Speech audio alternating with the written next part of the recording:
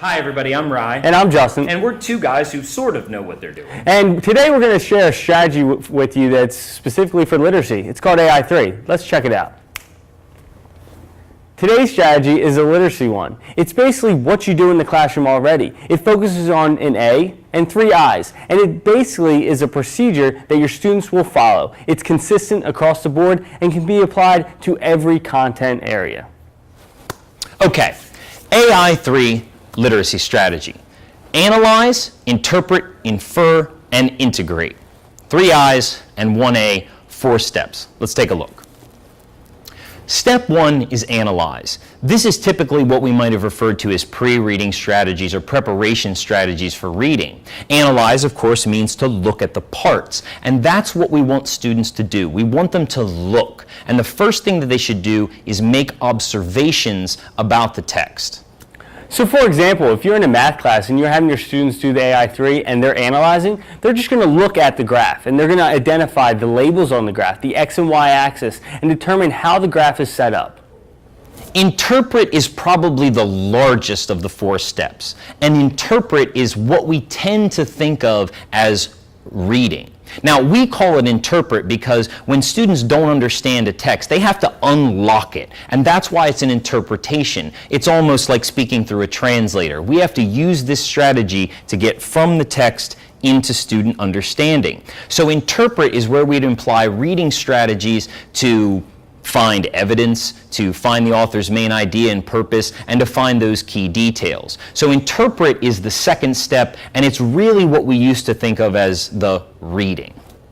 As an example for interpret, we're going to utilize science. So in a science class, if you have a lab, the students may read through the document and have to determine what's the purpose of the document, what outcomes are they going to have from it, and how is it going to help their understanding with the actual activity.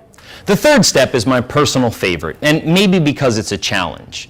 Inferencing, of course, is a key skill where we make an educated guess based on what is explicitly said in the text, married with our background knowledge to find out what is not explicitly said in the text. And this causes students a lot of difficulty because where we're at now is sort of a marriage between analyze and interpret. We're taking what we've observed and what we've read and trying to figure out those meanings, as we say to the students, the things between the lines. Now, we can combat this as instructors by having an equal foundation of prior knowledge, where in lessons before the reading, we make sure that students have a basic understanding, even if it's only of vocabulary. And the other thing we can do is write quality inference questions, and this can take some practice.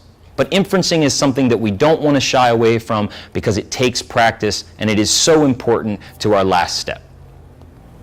For infer, let's talk about an English lesson, maybe an activity where the students are given a prompt that forces them to infer what is in the document and what are they talking about in the class itself. Here, they may not see a clear response in the document itself, but the students are going to infer and make an inference to answer your prompt. The final step, of course, is integrate, and this is when we get the pedagogic why. Why did we read this document? Why did we try and unlock its meaning? How do we take this document and put it into the bigger puzzle of what we've been learning and apply it? Typically, this should take the form of writing. But anyway, students are going to apply what they have read to some sort of bigger understanding or bigger picture. And finally, the example for integrate is we're going to use a social studies example where students were going to create a final product where they take what they've learned throughout the AI3 process and the documents that they analyzed and integrate that information into a written response, or maybe it's speaking and listening skills that they're developing, or whatever other product that you think would suffice for this activity. When literacy falls apart in the classroom, it's because the instructor doesn't have a strategy, doesn't have a plan, and the students don't have specifics about what to do as they attack that document. And the AI3 gives your students the specific steps that they need to take to analyze a document. What makes this even greater is that you can use it in any classroom. Whether it's science, math, English, or social studies, it will apply. We'll be back with more strategies later, so stay tuned in. But for right now, remember, you can do it. And we can help. Hey, Justin. Yeah? How do you want to end the video? Yeah. I got nothing. All right.